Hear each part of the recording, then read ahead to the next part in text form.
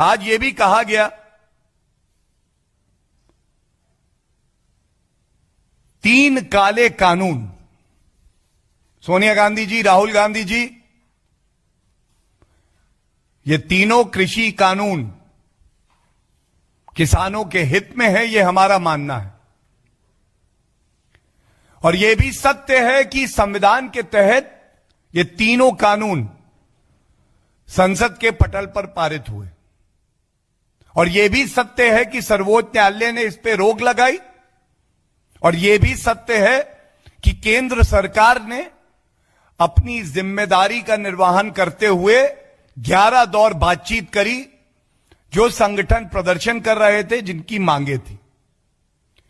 लेकिन आप ये नहीं समझ पाए कि विपक्ष की जिम्मेदारी क्या है।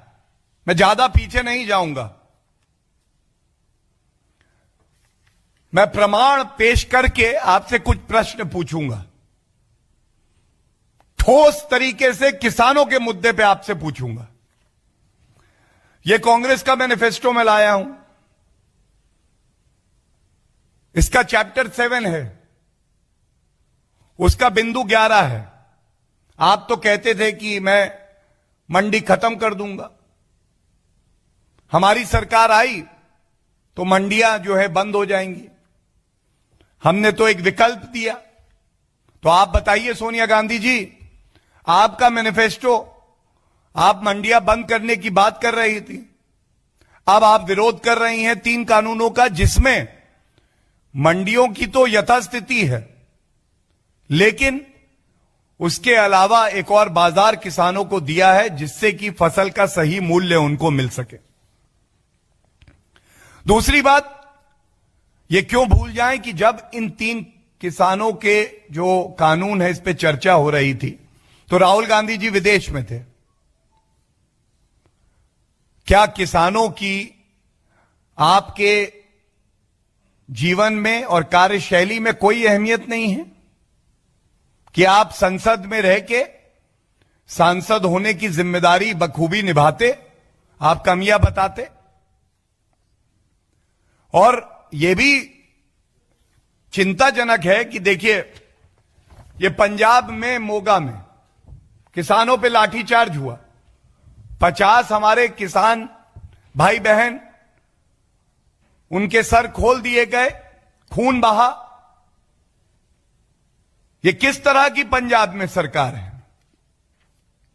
राजस्थान हनुमानगढ़, मैंने आपसे अभी बताया, किसानों पे लाठीचार्ज हुआ, उनका दोष, उनकी गलती कि जो एमएसपी घोषित की गई है केंद्र सरकार द्वारा, उसका नोटिफिकेशन नहीं किया गया, उसको लागू नहीं किया गया। और जब हमारे किसान भाई बहन एमएसपी की मांग करते हैं तो उन पे लाठीचार्ज होता है राजस्थान में। ये देखिए, ये क्या हो रहा है? राजस्थान में कुड़की के नोटिस दिए जा रहे हैं किसानों को, कुड़की के नोटिस। किस मुंह से आप सीडब्ल्यूसी या पीबीडब्ल्यूसी, माफ करिएगा, परिवार बचाओ वर्किंग कमेटी में किसानों की बात तो करते हैं, लेकिन इन तथ्यों पे जहां आपकी सरकारें हैं, जहां का किसान आपसे यह सवाल पूछ रहा है, आप एक शब्द नहीं लिखते हैं। और एक और मुद्दा मैं उठाता हूं, जो 3 कानून आए उसमें किसानों की जमीन सुरक्षित है, कोई भी करार हो, किसानों को दंडित नहीं किया जा सकता, यह बात बिल्कुल स्पष्ट लिखी है।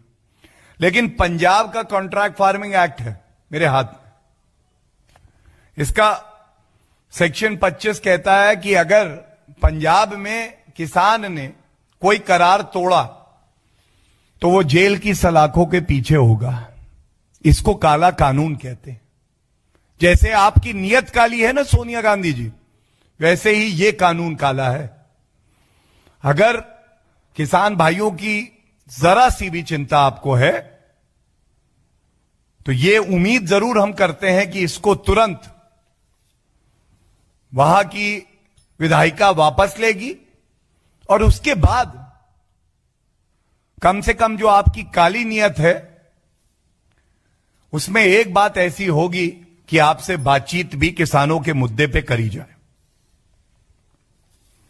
इसी पत्र में एक मुद्दा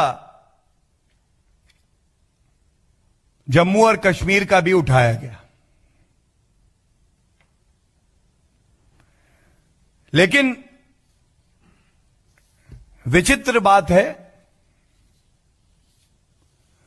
पूर्णकालिक अध्यक्ष सोनिया गांधी जी जब कश्मीर में अल्पसंख्यकों पर, जब एक महिला पर आतंकवादी गोली बरसाते हैं तो हमारी वीर सेना उनको ढेर करेगी। हमारी पुलिस के जाबाज अपनी जान पे खेल के नागरिकों को सुरक्षित कर रहे हैं। अनुच्छेद 370 हटने के बाद कश्मीर में तिरंगे का सम्मान हो रहा है, विकास की धारा पहुंच रही है कश्मीर के नागरिकों तक। लेकिन जो राजनीतिक गिद्ध दौड़ दौड़ कर, भाग भाग कर लखीमपुर पहुंचते हैं, वो लोग जरूरी नहीं समझते हैं कि एक बार कश्मीर जाएं सोनिया गांधी जी, राहुल गांधी जी, प्रियंका वाड्रा जी। और जिस तरह से भारतीय जनता पार्टी शोकलिप्त परिवारों के साथ खड़ी रही है, विपक्ष की भी यह जिम्मेदारी है कि आप दिखाएं कि जहां राष्ट्र सुरक्षा की बात आएगी वहां पर सभी दल, सत्ता पक्ष और विपक्ष दोनों एक साथ खड़े होंगे। लेकिन ऐसा हुआ नहीं। और क्यों नहीं हुआ? क्योंकि डर है कि अगर हमने कश्मीर में अल्पसंख्यकों के आंसू पोंछे तो जो वहां पे एक धर्म विशेष के बहुसंख्यक हैं, कांग्रेस पार्टी जिसको अपना वोट बैंक मानती है, वो खिसक ना जाए। तो लाशों पे राजनीति करना अगर किसी ने सही रूप में परिभाषित करके अपने चरित्र में उतार लिया है तो वो कांग्रेस पार्टी है। और आप देखिए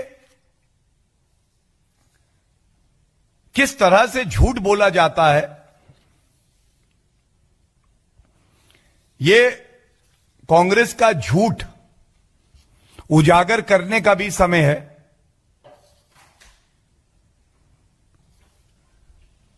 महामहिम राष्ट्रपति जी से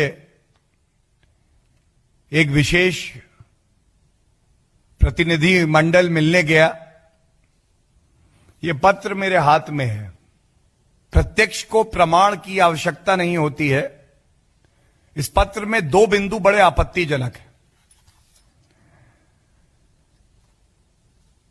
देश के प्रथम नागरिक को जो पत्र लिखा जाता है उसमें झूठ बोल दिया जाता है। I am placing this line before you. ये चिट्ठी राहुल गांधी जी, खड़गे जी, एके एंटनी जी, गुलाम नबी आजाद जी और प्रियंका गांधी वाड्रा जी ने हस्ताक्षरित करी है। और इसमें इन्होंने लिखा, as has become the norm, the Uttar Pradesh government and police flatly refuse to lodge an FIR. 11 घंटे में FIR दर्ज हुई थी और नामजद FIR दर्ज हुई थी। तो ये झूठ क्यों बोला? इसकी जिम्मेदारी लेगा कोई? ये राजस्थान नहीं है जहां पे एक दलित को पीट पीट के मार दिया गया और जब तक भारतीय जनता पार्टी ने यह मुद्दा नहीं उठाया तो अशोक गहलोत जी सोते रहे, FIR नहीं दर्ज हुई।